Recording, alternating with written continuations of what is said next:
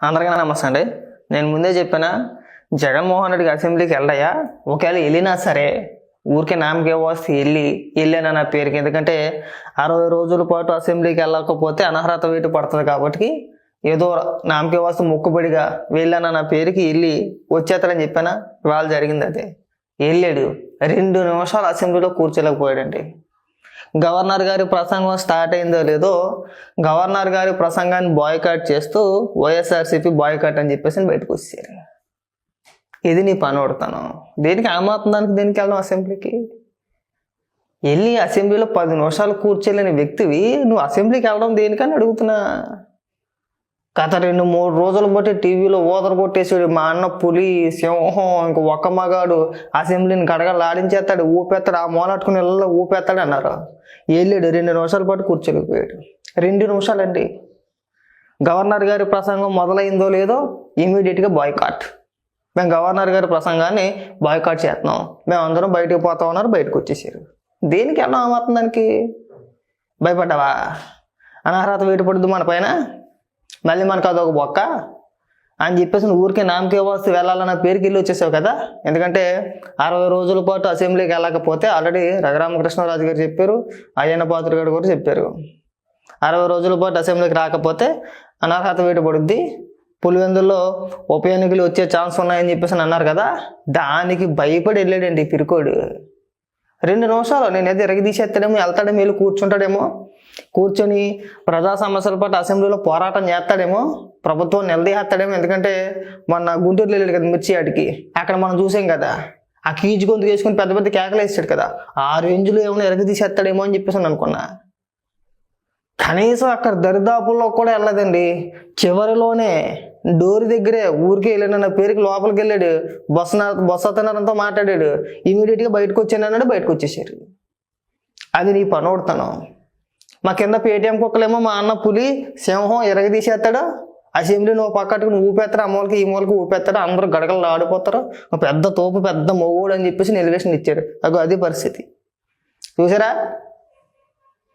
ప్రసంగం స్టార్టింగ్లోనే అసలు గవర్నర్ గారు ఏం మాట్లాడతారో తర్వాత ఏముంటుంది, అసలు మనం దేని గురించి మాట్లాడాలి అవేమి వినకుండానే పదండి వచ్చేసాం కదా, ఆదరణ చేసుకున్నాం కదా, మళ్ళీ 60 రోజుల పాటు మన అసెంబ్లీ రాకపోయినా పర్వాలేదు, మన ఈలోపు బయటికి వెళ్ళిపోయి పెద్ద పెద్ద రచ్చహేద్దాం, అక్కడికి వెళ్ళిపోయి ఇక్కడ మనం వెళ్ళలేము. ఎందుకంటే మనకి ఇక్కడ స్క్రిప్ట్ ఉండదు, ఎందుకంటే అసెంబ్లీలో స్క్రిప్ట్ ఉండదు కదా. ప్రభుత్వం అడిగే ప్రశ్నలకు సమాధానం చెప్పలేడు. గత ప్రభుత్వంలో నువ్వు చేసిన పని ఇదయ్యా, నువ్వు ఇంత తలపూర్తి చేసేపు నీ హయాంలోని ఇగో దీనికి సమాధానం చెప్పని చెప్పేసి నాకు టీవీలో వేసి చూపించి మరీ అడుగుతారు కదా, దానికి నీళ్ళు అవ్వలేస్తాడు, సమాధానం చెప్పలేడు. అదే ప్రెస్ మీటు ఇంకోటి అంటే స్క్రిప్టు బాగా ప్రిపేర్ అవుతాడు, వచ్చి యాజ్ ఇట్ ఈజ్గా ఉన్నట్టుగా చదివేస్తాడు. ఎవడైనా మీడియా ప్రతినిధి ఎవరైనా ప్రశ్న అడిగితే దానికి సమాధానాలు చెప్పకుండానే పారిపోతాడు. ఇక్కడ పప్పులు ఉడకవు కాబట్టి అడగకుండానే సభ మొదలవ్వక ముందే గవర్నర్ గారి ప్రసంగం మొదలైంది ఎమ్మటే ఇమీడియట్గా 2 నిమిషాలు కూడా కూర్చోకుండా ఇమీడియట్గా పరుగు పారిపోదాం, రండి పారిపోదాం, అయిపోయింది రండి పారిపోవడమే. నీ బతుకు చేయడం అదొక బతుక. ఎందుకు పేరుకి మాత్రం 5 ఏళ్ళు ముఖ్యమంత్రిగా చేసేవు, పైగా పెద్ద పెద్ద డైలాగులు కొట్టేస్తావు. ఇక్కడికి వచ్చేసి ప్రెస్ మీట్ పెట్టేసి పెద్ద పెద్ద డైలాగులు కొట్టేస్తావు. 2 నిమిషాల పాటు అసెంబ్లీలో కూర్చోలేవు. కూర్చోవాలంటే భయం మనకి. ఆ మాత్రం దానికి గత 4 రోజులు బట్టి పెద్ద పెద్ద భజన కార్యక్రమం ఇంకేమి లేదు, ఎరగదీసేస్తాడని చెప్పేసి వెళ్ళి అసెంబ్లీలో కూర్చో ఏం పీకుతావు? 11 సీట్లే కదా మనకు వచ్చినాయి. పైగా నీకు ప్రతిపక్ష హోదా ఇచ్చేయాలి. సాక్షిలో చూడండి, జగన్మోహన్ రెడ్డి ప్రజల గొంతుగా ప్రతిపక్ష హోదా ఇవ్వాలి, ఇవ్వకపోతే ఎలాగా, ఇస్తే పీకి పొడిచేస్తాడు. ఏది 2 నిమిషాల పాటు కూర్చోలేని వ్యక్తికి ప్రతిపక్ష హోదా ఇచ్చేస్తారా? అసలు కూర్చోవాలి కదండి, కూర్చొని మాట్లాడాలి కదా. తన సమయం వచ్చినప్పుడు, తనకు సమయం కేటాయించినప్పుడు రాష్ట్ర ప్రజల తరపున ప్రభుత్వాన్ని ఏమని ప్రశ్నిస్తావో ప్రశ్నించు, మాట్లాడు. లేదు నీకు టైం సరిపోవట్లేదు, నాకు సమయం తక్కువ ఉంటుంది, సమయం సరిపోవట్లేదు, నాకు తక్కువ కేటాయిస్తున్నారు, నాకు ఖచ్చితంగా ప్రతిపక్ష హోదా కావాల్సిందే, నన్ను ప్రతిపక్ష నేతగా గుర్తించండి, నాకు సమయం కాస్త ఎక్కువ ఉంటుంది, నేను ఇంకా ప్రజా సమస్యల మీద పోరాటం చేస్తాను అని చెప్పడానికి కూడా లేదు. లేడు పారిపోయాడు అమ్మట తుర్రూమ్ అని చెప్పేసి అని. పైగా పెద్ద పెద్ద ఉపన్యాసాలు ఇచ్చేస్తావు. దేనికి అని అడుగుతున్నా. ఆ మాత్రం దానికి దేనికి వెళ్ళడం భయపడ్డావు కదా. ఎంత సవటం అని చెప్పేసి నేనైతే అనుకోవాలి. పైగా మన వైఎస్ఆర్సీపీ పార్టీ అఫీషియల్ పేజీలో మన ట్వీట్లు వేసేయడం, నారా లోకేష్ గారిని ఉద్దేశించి ఆయన ఉద్దేశించి పప్పు నాయుడు అని చెప్పేసి నన్ను ట్వీట్ ఏం చేసాడు. మరి నేను పిచ్చి రెడ్డి అనొద్దా? ఇది పిచ్చి కదా, దీన్ని పిచ్చి అనాలా ఇంకేమైనా అనాలా? అరే ఎందుకండి 2 నిమిషాల పాటు అసెంబ్లీలో కూర్చున్నప్పుడు నువ్వు ఎమ్మెల్యేగా దేనికైనా అడుగుతున్నా, శుద్ధ బొక్క కదా, రాజీనామా చేసి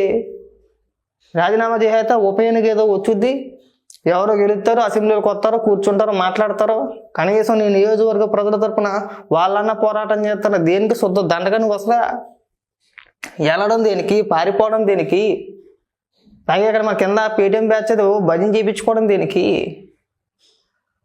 అది మళ్ళీ అదెవడో సాక్షిలో అనుకుంటా 4 ఛానల్స్కి నిషేధం విధించేశారు. సాక్షితో పాటు మరో 3 ఛానల్స్ని అసెంబ్లీ ప్రత్యక్ష ప్రసారాలకు దూరంగా ఉంచేశారు, అనుమతి లేదని చెప్పేసి అన్నారని చెప్పేసి అని వార్త. గతంలో జగన్మోహన్ రెడ్డి చేసింది ఏంటి? గతంలో జగన్మోహన్ రెడ్డి ఈనాడు, TV5, ఆంధ్రజ్యోతి ఈ ఛానల్స్కే ప్రతిహారాకులు ఏమి ఇవ్వలేదు కదా. ఈ 3 ఛానల్స్ కూడా నిషేధం విధించేశాడు కదా. ఎందుకు విధించేశాడు నిషేధం ఎందుకు విధించేశాడయ్యా? ఏదో ఉపన్యాసాలు చెప్పకుండా, ఎలివేషన్లు ఇవ్వకుండా అసెంబ్లీకి వెళ్ళి తగలడు, అసెంబ్లీలో కూర్చొని మాట్లాడి చక్కగా చంద్రబాబు నాయుడు గారు ఏమని మాట్లాడుతున్నారో, లేదంటే మంత్రులు ఏమని మాట్లాడుతున్నారో, ఎమ్మెల్యేలు ఏమని మాట్లాడుతున్నారో, గత ప్రభుత్వంలో నువ్వు పీకింది ఏంటి, ఈ ప్రభుత్వం వచ్చిన తర్వాత చెయ్యనిది ఏంటి, ఇవన్నీ మనం అక్కడ చెప్పగలగాలి. అలా అయితే అసెంబ్లీకి వెళ్ళాలి, లేదంటే వెళ్ళకూడదు. ఏదో ఊరికే హాజరించుకోవడానికి వెళ్ళవా? ఆ మాత్రం నీకు ఎలివేషన్లా కాస్త సిగ్గుపడు. నీకంటే నన్ను అడిగితే పోల్చకూడదేమో, బాగోదేమో అంతే. ఇంకెప్పుడు కూడా ఇలాంటి ఎలివేషన్లు ఇచ్చి నామకే వస్తే అసెంబ్లీకి వెళ్ళిపోతాను, పొడిచేస్తాను, పీకేస్తాను, ఇలాంటి డైలాగులు కొట్టమాకండి. వాళ్ళు కూడా అక్కడ కూడా అంతే. గవర్నర్ గారి ప్రసంగం మొదలైందో లేదో అప్పుడు పెద్ద కేకలు, అరుపులు, ఎవడో పట్టించుకుని నాదులు లేక పారిపోవడం, పైగా మన కార్యకర్తలతో ఎలివేషన్లు వేయించేసుకోవడం. మళ్ళీ సోషల్ మీడియా ఇప్పుడు బంద్ చేస్తారనమాట. అన్యాయంగా బయటికి పంపించేశారు. ఇది చాలా దుర్మార్గం, చాలా అన్యాయం. జగన్మోహన్ రెడ్డిని చూసి చంద్రబాబు నాయుడు గారు, పవన్ కళ్యాణ్ గారు, లోకేష్ గారు భయపడిపోయారు. మా అన్న మాట్లాడితే ఓడదీసేస్తాడని చెప్పేసి అని, అందుకని చెప్పేసి అని మైక్ ఇవ్వకుండా ముందే అవమానించేశారు. ఏది ఇంకా సభ స్టార్ట్ అవ్వండి, ఇంకా సభ స్టార్ట్ అవ్వకముందే పారిపోయిన వ్యక్తి గురించి మీరు ఎలివేషన్ ఇవ్వడమా? అది మేము వినడమా?